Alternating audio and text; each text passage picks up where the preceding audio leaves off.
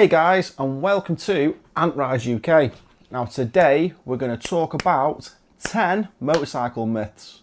Some of these could be controversial, some of them you could agree to, you could disagree to, but that's why we have a comment section below for people like you to question me on, to have a discussion about. So without further ado, let's get into it.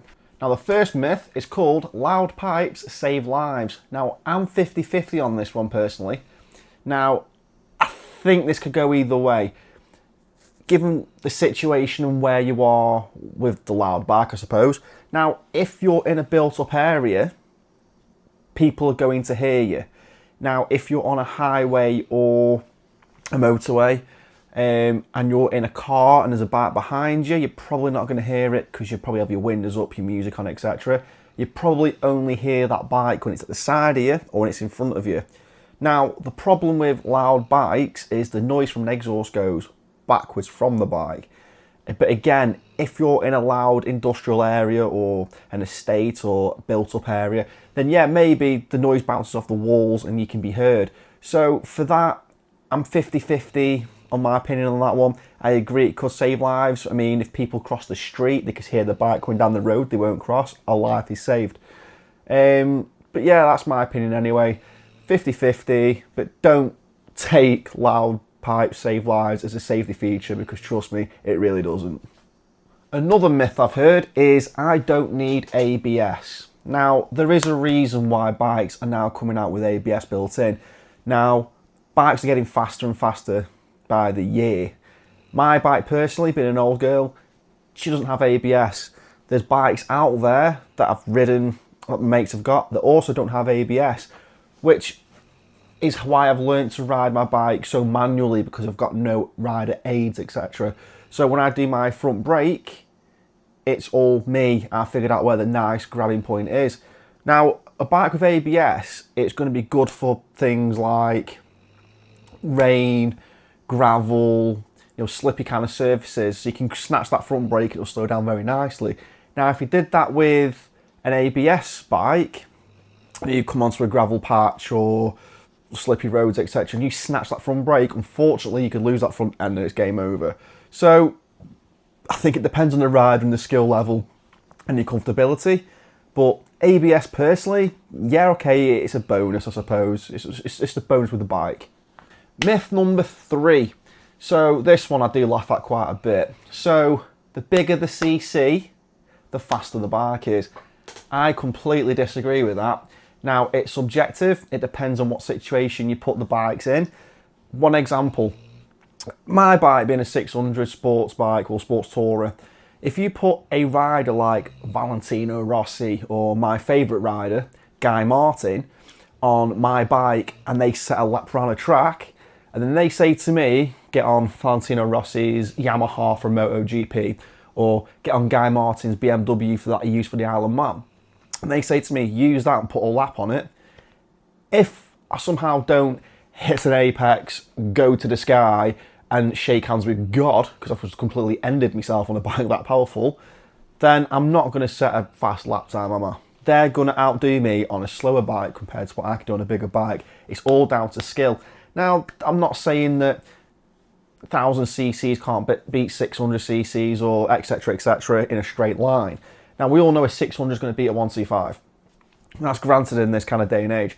But with like a 1000 cc versus a 600, I personally know a 600 can hold its own. But it's a bit of a... It's more of a comment you hear from your bigger bike riders who probably never started on a 125 or they never got a 600, got straight to 1000. Fast bike. Fair enough. But if you know bikes deep down enough, you know CC, it's not the be all end all of a fast bike. Myth number 4, you don't actually counter steer. Now I know for a fact, because I've been learning how to do cornering and how to get in and out of corners a lot quicker, that counter steering, it is a good thing actually. Sometimes you actually counter steer without even realising you're doing it. Now I've heard ridiculous theories of people saying, yeah, what you do is just lean into the corner and the bike does the rest. Now you hit that corner at a very big speed and you try and lean, it's almost impossible to get that bike banked down. But yeah, if you counter steer, which for example, if you push your left handlebar up, your bike's going to dip to the left. If you push your right handlebar up slightly, it's going to dip to the right. That is called counter steering. Now, counter steering can make the corner that much more quicker, that much more smoother, and you bang straight out the corner, no problem. So no, I think that's a bit of a ridiculous theory personally. I just think people do it without even realising. Myth number 5. Now, this one I've heard a few times and I completely disagree, but you should use your brakes both equally at the same time. I do not believe in this one personally. I've always been told on my tests and just in general, especially if I can emergency stop, you don't slam both brakes on. You bring your front, tap your back slightly, bit more front, nice control stop, easy does it. Now, during hard braking, front brake's probably the best one because that's where all the weight goes through your front tyre. That's probably the best brake to use in more of a harsh braking kind of time frame. I think for lower speeds or even in corners, use your back brake because in a corner it can bring your bike nicely back into the corner. In a nice slow, call it, you're in traffic, you filter in, you're in a traffic jam, nice back brake dab, that'll do, but never ever use both of your brakes at the same time, not at equal pressure anyway. Myth number 6. Now, keeping on the braking kind of thing, bikes stop quicker than cars. Now, I completely understand where people are kind of misled with this one. Being a bike, it's lighter. You can, nice brakes, you've got ABS, whatever. You can stop really quickly. But you have to remember, a car has 4 points of contact on the road, being 4 tyres. And a car is designed, especially these days, where you can stamp on that one brake and your wheels are locking. Unfortunately, with a bike, it's not as quick as a car. So don't go thinking that your bike is going to be faster than the car to slow down, because unfortunately that can wreck you and it can wreck the bike. Myth number 7. Some of you will like this one. Cruisers aren't fast. I completely 100% disagree. I have seen, witnessed and rode cruisers that are more than capable with keeping up with sports bikes, especially in country lanes. That's where I've experienced, me personally. So I had a Yamaha Virago 750 and that thing in a country lane could keep up with sports bikes. People might call BS on this. It's 100% true. I know another bike that should be coming to the channel soon, so keep your eyes peeled, of a Harley Davidson. I won't reveal what it is just yet, but it's a Harley Davidson and that thing rips. That bike is actually savage on its initial launch. It's going for the acceleration and stuff. You can't turn around and say cruisers are slow because, yeah, right, they're meant to be seen and heard. But sometimes there's a special little one out there that can really haul. So I completely disagree that cruisers are slow. Myth number 8. You'll save so much money with riding a motorbike.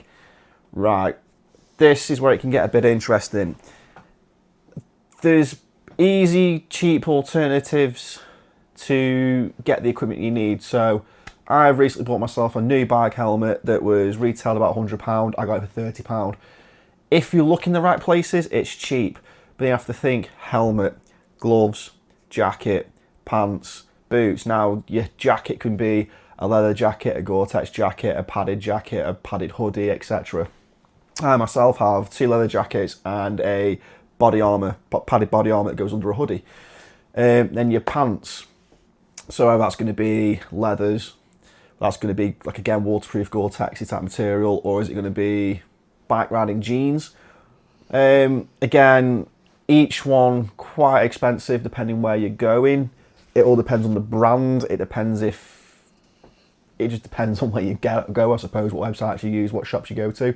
Same with shoes. Are you wearing motorcycle boots, motorcycle trainers, which you can get? Or, yeah, same kind of thing, brand, where you're going to find them. And then you got to think of stuff like bike maintenance, like sprockets, chains, brakes. Yes, brakes like cars need to be changed, but sprocket and chain, that's a big one. Then you got to service your bike probably more regular than a car, so oil changes, oil filter, check your spark plugs, all that kind of work. If you're on a carbureted bike, carb cleaning kits.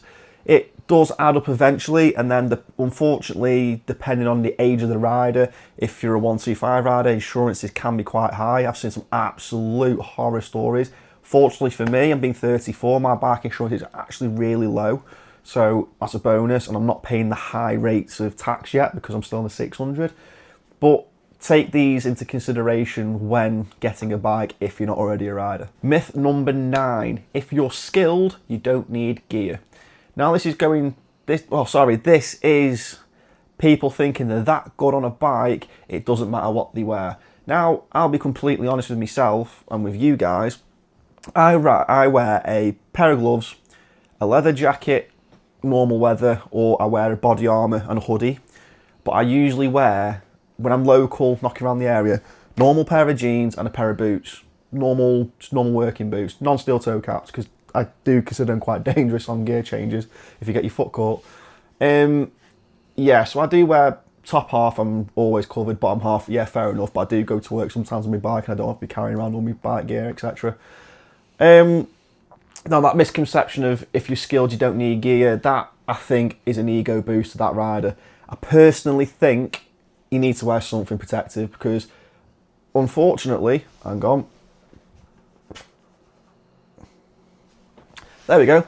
Unfortunately, as skilled as a rider you can be, there's potholes out there, front wheeling, off you come, oil, slippy, wet weather, that can really catch you off guard without even knowing. You come too fast for a roundabout, back end gone, diesel on a road mixed with water, slippy, icy conditions, slippy. So unfortunately, as skilled as you might be, it's stupid not to wear some sort of protective gear because at the end of the day, it saves your life. And my personal favourite one, myth number 10, all sports bike riders are reckless. Now, a lot of you will agree, a lot of you will disagree. There's cruiser riders out there that don't like sports bikes. There's sports bike riders that don't like cruisers. But I'm going to kind of stick up for the sports bike riders here because the biggest problem we've got right now with making sports bikes look reckless is social media. Now, you can go through a TikTok scrolly thing and you'll see a few videos of sports bikes. When I see them, usually in America, because it seems like you can get away with more over there than here.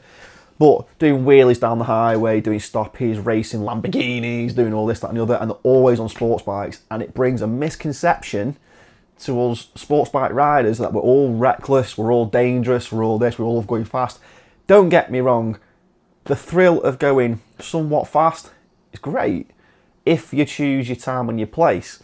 Now, I'm not endorsing you go fast anywhere. I ain't saying I go fast everywhere. But it is fun, it's exhilarating, it's an adrenaline rush. It's why you've got a bike. So no, I do completely disagree with the fact that all sports bikes riders are reckless. It's absolute. I think it's a bit of an arrogant behaviour to think that. Because at the end of the day, you could go fast on an adventure bike. You could go stupid and reckless on a cruiser. You could go stupid and reckless on a motocross bike. But for some reason, because sports bikes are more common to see maybe, instantly you're branded reckless. So no, I disagree completely. I just think it's a very arrogant mind frame to think that personally. So at the end of the day, motorcycles carry risk as it is. It's not always the motorcycle rider, it's the people on the road quickly going into it. It's your people in your cars that don't pay attention. It's your young drivers that just aren't experienced on the road enough to know a bike's coming. It's people who think their mobile phone is too important than looking in their mirrors and seeing a bike before they've hit them and it's game over. I myself have a partner and I have a child. I have friends in the same position. The last thing they need is a phone call saying that somebody who was on their mobile phone, wasn't paying attention, ended a life.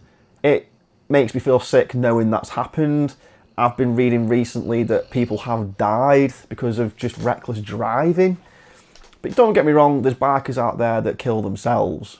There's unexperienced riders that jump on something they maybe shouldn't ride and they're hurting themselves. But again, bikes are risks regardless. There's no convincing people they're the safest thing on the road because they're really, really not.